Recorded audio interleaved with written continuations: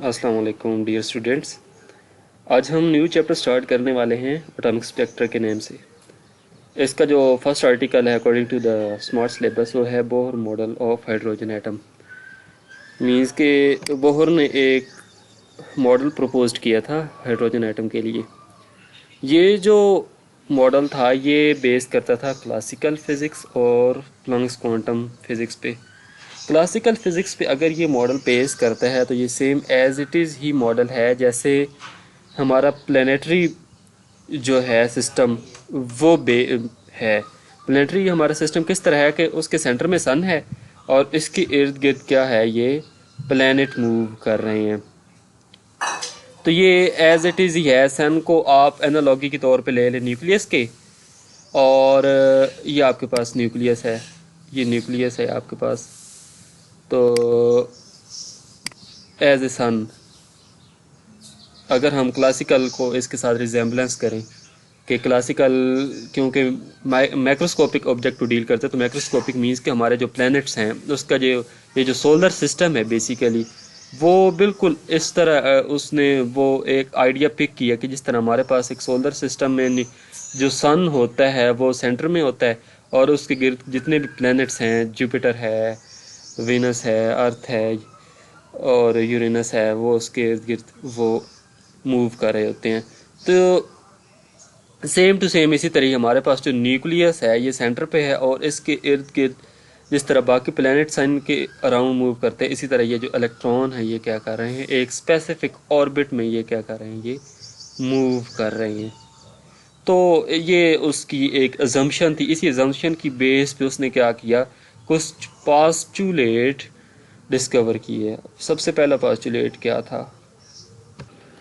अब ये जो उसका पहला पास्चुलेट है वो ये है कि जो न्यूक्लियस है वो बिल्कुल सेंटर में लाई कर रहा है, तो जो इलेक्ट्रॉन है वो एक स्पेसिफिक ऑर्बिट में मूव कर रहे हैं, एक स्पेसिफिक ऑर्बिट में मूव कर रहे हैं।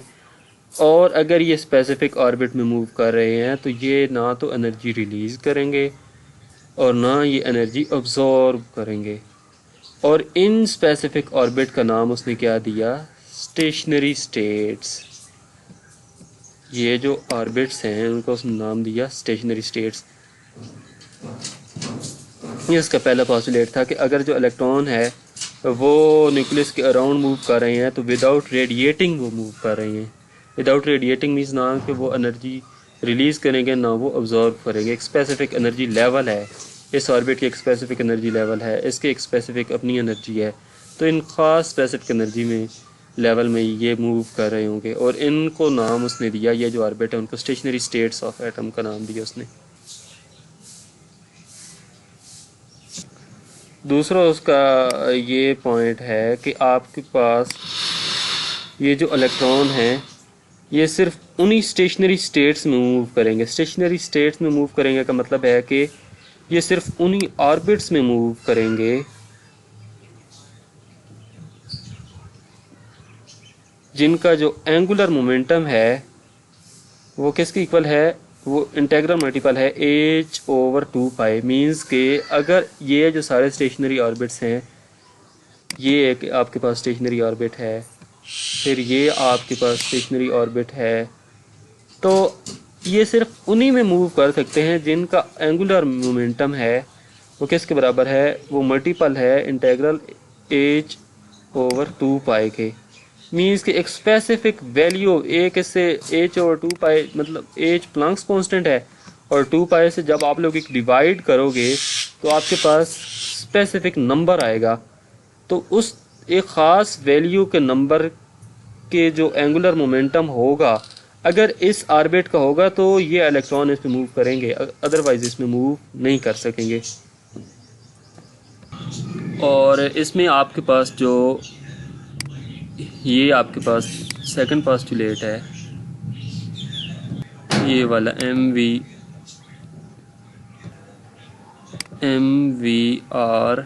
=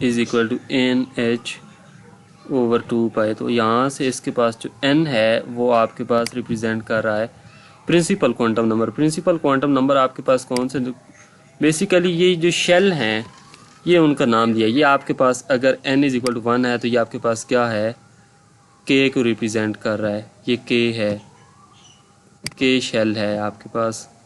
फिर n इज़ इक्वल टू 2 है तो आपके पास l है, ये आपके पास l शेल। फिर आपके पास n इज़ इक्वल टू 3 है तो आपके पास ये m का नेम दिया गया है।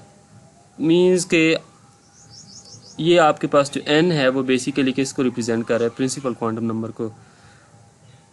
और जो v है यहाँ पे, ये जो mv है, v आपके पास बेसिकली वेलोसिटी ऑफ इलेक्ट्रॉन है और मैस को रिप्रेजेंट किया गया है m के साथ।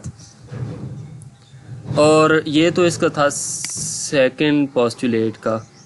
अब थर्ड पोस्टुलेट में वो क्या कहता है कि अगर हमारे पास जो इलेक्ट्रॉन है जो कि एक स्पेसिफिक ऑर्बिट में मूव कर रहा है, जिनको स्टेशनरी स्टेट्स हम लोग बोलते हैं, तो अगर ये इलेक्ट्रॉन, ये देखें, ये फर्स्ट ऑर्बिट है, ये सेकंड ऑर्बिट है, ये थर्ड ऑर्बिट है, अगर ये इलेक्ट्रॉन हायर से लोअर ऑर्बिट में मूव करेगा, ये अगर इस तरह इस साइड पे मूव करेगा, सेकंड ऑर्बिट से फर्स्ट में मूव करेगा, तो ये क्या करेगा, ये एक फोटोन को क्या करेगा, एमिट करेगा। ये फोटोन है, फोटोन को एमिट करेगा ये।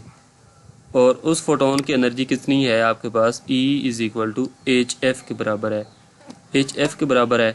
और वो जो एनर्जी है वो टोटल एनर्जी किसके बराबर है, जो आपके पास हायर ऑर्बिट है, हायर ऑर्बिट्स, लेट्स सपोज वो EN का नाम देता है, EN जो आपके पास हायर ऑर्बिट की एनर्जी है, और उसमें से जब आप माइनस करते हो EP,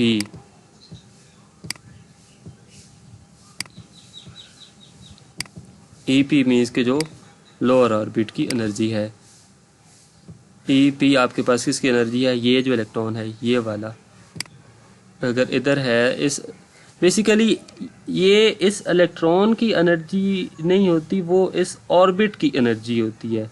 जारी बात है, जिस ऑर्बिट में वो जाएगा तो वही उसकी इलेक्ट्रॉन की एनर्जी बन जाएगी। अब EN ये इस हायर एनर्जी लेवल है, ये ऑर्बिट है, उसकी एनर्जी है।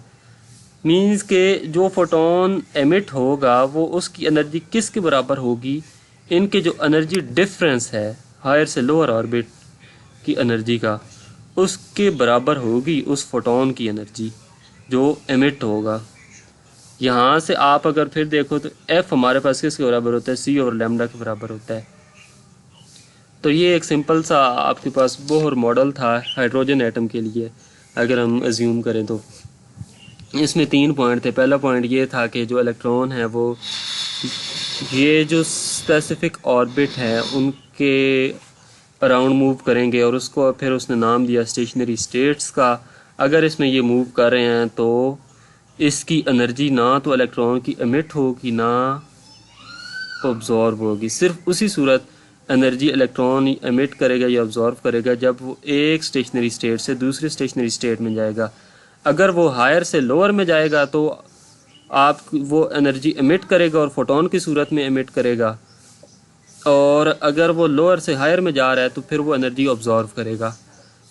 ये दूसरा और दूसरा पॉइंट भी मैंने आपको अभी नहीं बताया, तीसरा बता दिया है, ये जो अभी हमने स्टडी किया है जंपिंग वाला, कि जब इलेक्ट्रॉन एक ऑर्बिट से दूसरे ऑर्बिट में मूव करता है। दूसरा पॉइंट इसका ये था कि इलेक्ट्रॉन सिर्फ उन्हीं ऑर्बिट में मूव करेगा अगर उसका जो एंगुलर मोमेंटम है वो किसके बराबर है, mvr is equal to nh/2π। तो ये एक इसकी कंडीशन उसने बता दी कि वो उन स्पेसिफिक ऑर्बिट्स में मूव कर सकते हैं अगर उनका जो एंगुलर मोमेंटम है वो mvr is equal to nh/2π के बराबर हो।